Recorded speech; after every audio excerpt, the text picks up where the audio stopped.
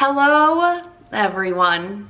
It's Caroline. If you are new and do not know who I am, if you are not new and you do know who I am, hi, welcome back. It's been quite a while, but it's favorite books season. We are about a week into 2024 at this point, and I read some fantastic things in 2023 that I am dying to tell you every single detail of. Normally, when I do this video, we'll rank my favorites. I'll start with my bottom favorite and then work my way up to my number one favorite book of the year. And just with the way that I read in 2023, I'm going to tell you about 5 books, and those were my 5 stars, my only 5 stars that I gave out in 2023, and I loved them all so much for different reasons that it seems an impossible task to rank them. So I'm not going to. These are just my 5 favorite books that I read from last year. I guess there is one that is like objectively, from an objective standpoint, probably the best book that I've ever read. So I'll leave that one to last. How about that? To kind of leave you on your toes a little bit. But as for the other ones, I'm just gonna start with a middle grade, which allow me to get up on a quick soapbox. I see all over the internet these lists of books that will make you cry. And no matter what list I am reading or watching, whether it's on TikTok or YouTube, Instagram, you name it, I never see any middle grade books on these lists of books that will make you cry. And listen here, me personally, if I'm looking for a cathartic crying experience from a book, if I know that's what I'm looking for, I'm picking up a middle grade book. Middle grade authors, more so than any other authors, know how to take a seemingly simple experience and turn it into something that is larger than life. I am going to step down off my soapbox really quick and tell you about this middle grade book that I read that made my favorites of the year, which is a Rover Story by Jasmine Warga. This is a story that is following a Mars rover named Resilience, or Rez, and it follows Rez's whole existence from the time that Rez is created, and then it follows the robot's journey as it is training to go to Mars, and then it actually follows the journey to Mars, and then when Rez is on Mars. And so we're getting the robots, the rovers perspective, but we are also getting interspersed these letters from this girl who is kind of connected to Rez, but I'm gonna leave that part out. This girl gets a school assignment to write a letter to the Mars rover, which she does. But then she actually continues writing letters to Rez throughout her entire life. And I just think that this was such a beautiful example of how a middle grade author like Jasmine Warga can take the experience of a robot and have so many beautiful things to say about the human experience. And how she did that from a robot's perspective is just mind-boggling and breathtaking and beautiful. I think that if you are someone who appreciates in your sci-fi, if you are a sci-fi reader and you appreciate like an AI or a robot character or perspective, and you like the sometimes like sass and snark and commentary that a character like that can have on humans and existence, I just think that you would really enjoy this one. And again, if you are looking for a cathartic, beautiful, tear-inducing reading experience, you will absolutely get that from this one. The next book that I want to talk to you about is a book that, although I knew the plot going into it, still somehow managed to be nothing like what I was expecting in the best ways possible. It is a book called Once There Were Wolves by Charlotte McConaughey. And your basic premise, you are following this woman who is trying to introduce this pack of wolves into this small community. And a lot of the community thrives on farming and livestock and things like sheep. And they feel very threatened by this pack of wolves, and then also, you know, by proximity, this woman. It's not only about that, it's following her trying to do this and getting pushback from the community. At the same time, she is also taking care of her sister, who is ill, and then there is this other kind of thing going on in the background. Our main character has this condition, which I don't know if this is a real condition or not, or if it was fictionalized on the part of the author, but basically our main character has the ability to feel others' pain just from looking at them. So if she is looking at someone who has broken their arm, she is able to feel or have their pain mirrored onto her. And those are just some of the things that were going on in the book. There's also this romance that happens, and truly the way that Charlotte McConaughey was able to weave all of these things together, it was stunning. By the end, it gets quite dark in ways that I wasn't necessarily expecting, but ways that I thought just did so much for the book and its characters. There's survival elements in here in more ways than one. I thought it had so many beautiful things to say, particularly about the relationship between the two sisters. And there is, okay, something about me. I love reading about wolves. I actually read a nonfiction book a few years ago called American Wolf, and I really do feel like the context that I got from that book, which was about a pack of wolves in, I think, Yellowstone National Park, gave me a lot of helpful background for this book. Again, just the interconnectedness of all of the different layers and how everything came together by the end. It was beautiful, and I love more than anything when I read from an author that I know, I'm like, this author is one that I could read no matter what they are writing about. I want to read from their writing style. And Charlotte McConaughey has at least one other book that I know of that I am so excited to get to this year. Next up, I want to talk about a book that I know was featured in a lot of people's best of 2022 book lists, which is what caused me to pick it up so early on in 2023. And that is Our Wives Under the Sea by Julia Armfield. This is a book that I would say bends genres pretty well. I've heard it often referred to as literary horror, which I think makes sense. I know that some people have kind of contended with whether or not this can truly fall in the horror category, to which I have to say to them that this is one of the most probably horrifying books I have ever read, but maybe not for the reasons you may think. Let me tell you about what is happening in this gorgeous little book.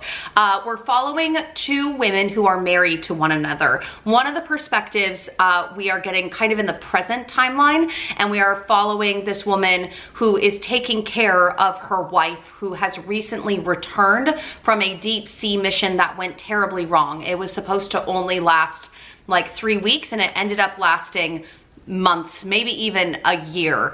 And so she is trying to take care of her wife, who is no longer someone she recognizes because of this traumatic experience that she went through.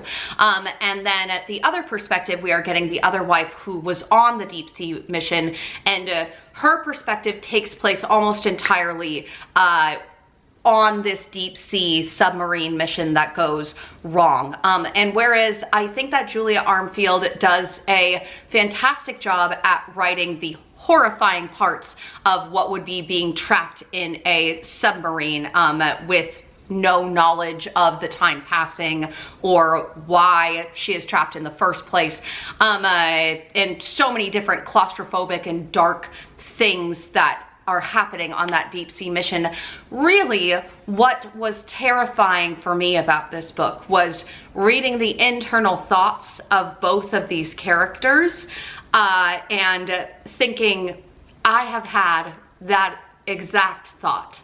And whereas I've never been in the exact scenarios of both of those characters, there is something deeply horrifying about having your thoughts mirrored back to you off the page. And I think that the author was very intentional in doing that. Other than the fantasticness of Julia Armfield being able to do that and making it, I mean, truly a horrifying experience.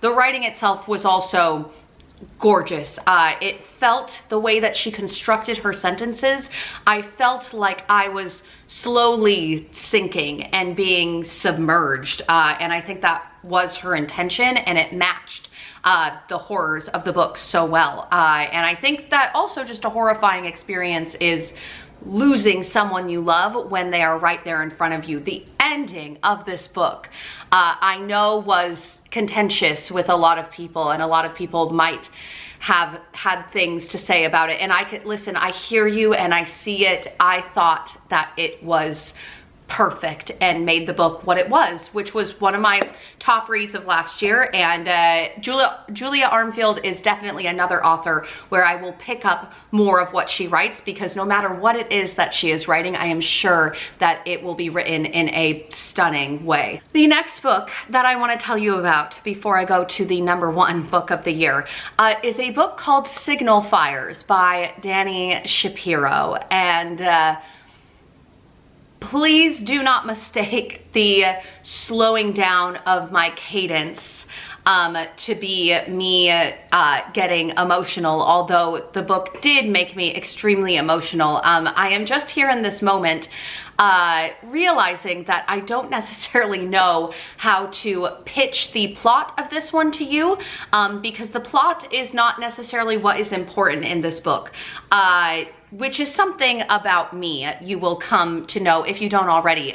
The plot-driven books are not necessarily the ones that I am going to love. This book is a character study, and this is a book that, do not get me wrong, that has a plot that does push the storyline forward. This isn't one of those internal kind of dialogue, monologue types of books. How to pitch this to you? This is a story that starts out with a car accident. It's a tragic car accident. There are all teens in the car, and one of them ends up dying because of this car accident. And we are following characters who were in that car accident throughout the book, and then also characters that are related to this car accident as well. I think that if there was ever a book that was just primed to have me love it, this book would be it. It is a neighborhood study, so we are following characters that seem kind of disconnected and disparate at the beginning, but then as the story kind of spirals onward and onward, we see how they are connected in so many more ways than we initially think. It is also a multi-generational, intergenerational story, so we are getting kind of flashbacks and flash forwards in times. We are getting family interconnectedness and family, messy family dynamics. And again, this kind of multi-layered story that is quite, again, simple in what it is about, but the way that it is written and these characters and some of the lines that the author put into this story, oh my gosh. Breathtaking. I can remember sitting there reading it and actually having to physically put the book down so that way I could recover from some of these lines that this author wrote. And I ultimately remember thinking with this one just how many beautiful things that the author had to say about the way that the characters lived their lives. And again, like how the way the characters live their lives, how it is reflected back onto our lives and the human experience, and it was just gorgeous. Moving on to my, I guess what I'm calling my #1 read of 2023. This is, like I said at the beginning of the video, I think just from an objective standpoint, the best written, the best book I've ever read. Let's just call it what it is. And that is Know My Name by Chanel Miller. This is Chanel Miller's memoir. If you are unfamiliar with who Chanel Miller is, she was referred to as Emily Doe in the Stanford sexual assault case that took place years ago now. I believe it was in maybe 2016. Anyways, I have such a hard time conveying why this book is so brilliant and well done. Obviously, the resilience of the author speaks for itself, kind of the horrors and atrocities that she had to go through with this sexual assault case. But it's more than just that. I would say that her memoir is about so much more than just the case itself. She does explore and kind of unearth the experience, the awful experience that she had going through this trial and how long and arduous of a process that it takes, and kind of these slow realizations that she has about the night itself of the sexual assault, but then also what it means to be an Asian American woman going through all of this. And then also just kind of the grief and the things that she has to encounter while going through this process, but also that are kind of separate from the process itself. I also think that this is just a book for artists. Chanel Miller herself is an artist. She dabbles in different mediums. Part of this book, she is actually going to school for art.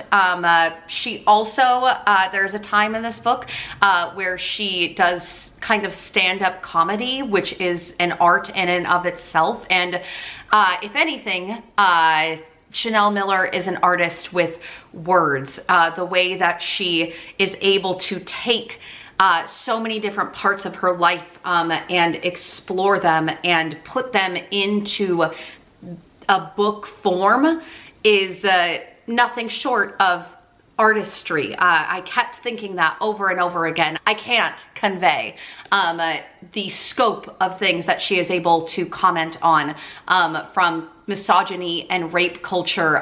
There's also commentary on gun violence and just so many different things packed in to this one woman's snippets of her life. I think I am going to stop myself right there. Every single time I get out my camera and get to talk about books, I always just love it so much.